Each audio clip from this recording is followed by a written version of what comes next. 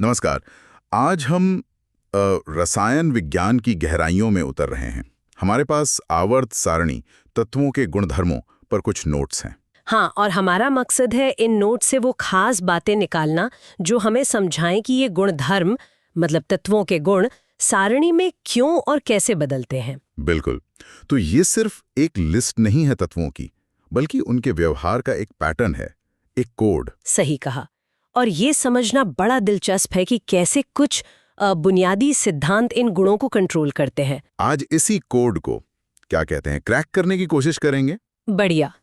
तो चलिए शुरू करते हैं सबसे बेसिक सवाल से। ये आवर्त गुणधर्म या पीरियोडिक प्रॉपर्टीज आखिर हैं क्या? नोट्स के हिसाब से ये वो गुण हैं जो सारणी में तत्वों की पोजीशन के साथ, मतलब जैसे जैसे आप आगे बढ़ते हैं या नीचे जाते हैं, एक नियमित तरीके से बदलते हैं। और इसका कारण नोट्स कहते हैं इलेक्ट्रॉनिक विन्यास। हाँ बिल्कुल, सारा खेल उनके इलेक्ट्रॉनिक विन्यास का है, खासकर सबसे बाहरी इलेक्ट्रॉनों का, जिन्हें हम वैलेंस इलेक्ट्रॉन कहते हैं। अच्छा। असल में यही तय करते हैं कि कोई तत्व कैसा बर्ताव करेगा और क्यों उनके गुण एक पैटर्न फॉलो करते हैं।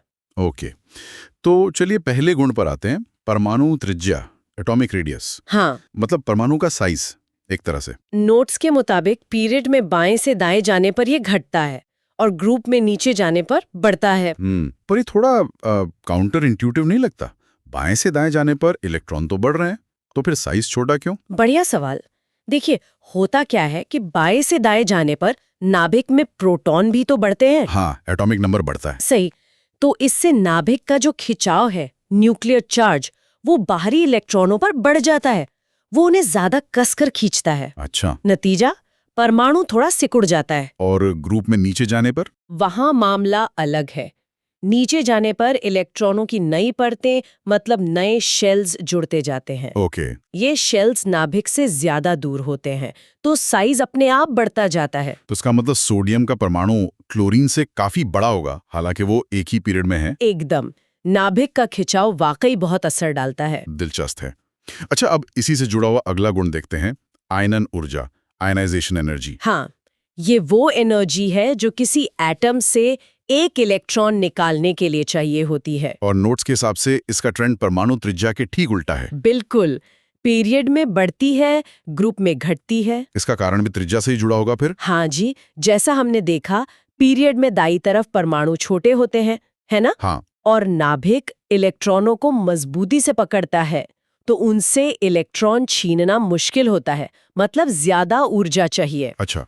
और ग्रुप में नीचे जाने पर बाहरी इलेक्ट्रॉन नाभिक से दूर होते हैं, उन पर पकड़ कमजोर होती है, तो उन्हें निकालना आसान हो जाता है, कम ऊर्जा लगती है। समझ गया। तो छोटे परमाणु अपने इलेक्ट्रॉन ज्यादा कस के पकड़ते हैं, इसलिए उन्हें निकालने में ज्यादा जोर, मतलब ज्यादा ऊर्जा लगती है। लॉजिकल है। बिल्कुल। ठीक है।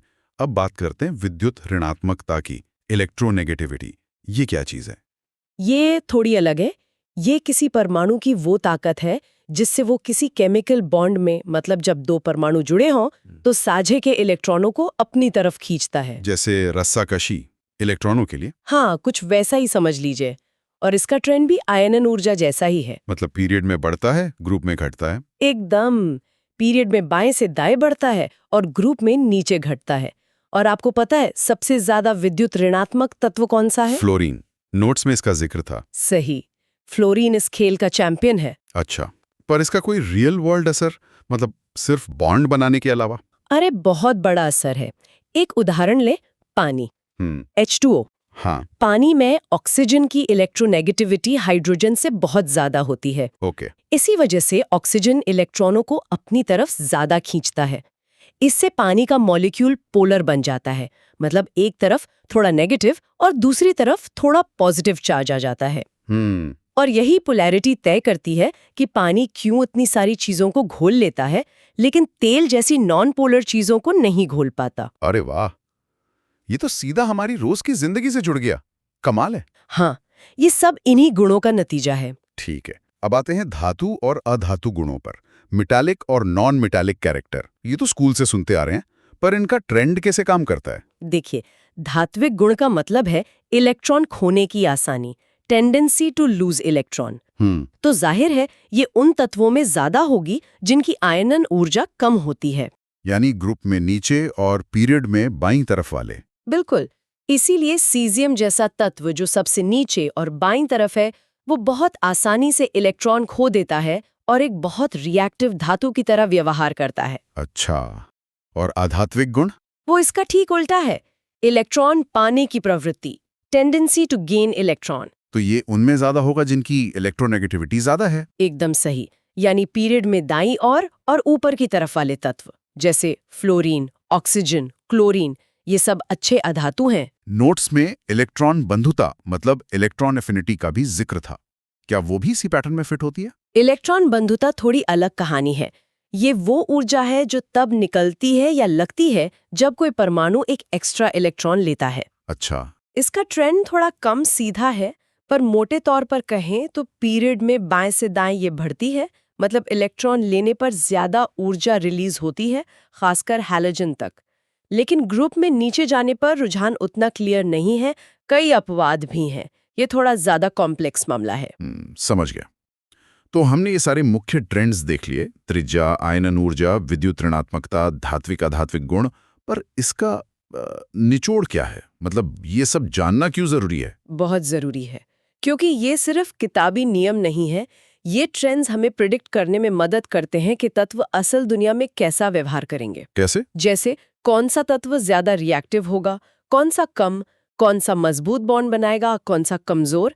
मिसाल के तौर पर कम आयनन ऊर्जा वाले क्षार धातु, एल्कली मेटल्स, इतने रिएक्टिव होते हैं कि हवा या पानी के संपर्क में आते ही धमाका कर सकते हैं। हाँ, सुना है। और ज्यादा इलेक्ट्रोनेगेटिविटी वाले हैलोजन आसानी से इलेक्ट्रॉन लेकर तरह तरह के कंपाउंड बनाते हैं। बैटरी कैसे काम करती है, दवाएं कैसे असर करती हैं, नए मटेरियल कैसे डिजाइन होते हैं, इन सब के पीछे कहीं ना कहीं ये आवर्त गुणधर्म काम कर रहे होते हैं। मतलब ये प्रकृति के बिल्डिंग ब्लॉक्स के व्यवहार को समझने की चाबी हैं। बिल्कुल। ये हमें तत्वों की केमिकल पर्सनैलिटी समझने में मदद करते हैं। तो आवर्त सारणी वाकई एक नक्शा है। सिर्फ तत्वों की लिस्टिंग नहीं, बल्कि उनके गुणों का, उनके व्यवहार का एक व्यवस्थित नक्शा। और ये सब कुछ जुड़ा है उनके बाहरी इलेक्ट्रॉनों से। आपने एकदम सही पकड़ा। सब कुछ उनके वैलेंस इलेक्ट्रॉनों की व्यवस्था का नतीजा है। केमिस्ट्री की जो खूबसूरती है वो इन पैटर्न्स में ही छिपी है। बढ़िया। और यहाँ श्रोताओं के लिए एक सोचने वाली बात छोड़ जाते हैं। हाँ। ये सारे ट्रेंड्स पृथ्वी पर सामान्य परिस्थितियों के लिए हैं, पर सोचिए तारों के अंदर का माहौल, लाखों डिग्री तापमान, कल्पना से परे दबाव, क्या वहां परमाणु का व्यवहार बदल जाता होगा? दिलचस्प सवाल है। क्या वहां ये निश्चित लगने वाले ट्रेंड्स टूट जाते होंगे? क्या तत्वों की पहचान और उनके गुण बिल्कुल अलग हो सकते हैं? इस पर विचार किया जा सकता है। बिल्कुल, ये सोचने के लिए एक अच्छा पॉइंट है।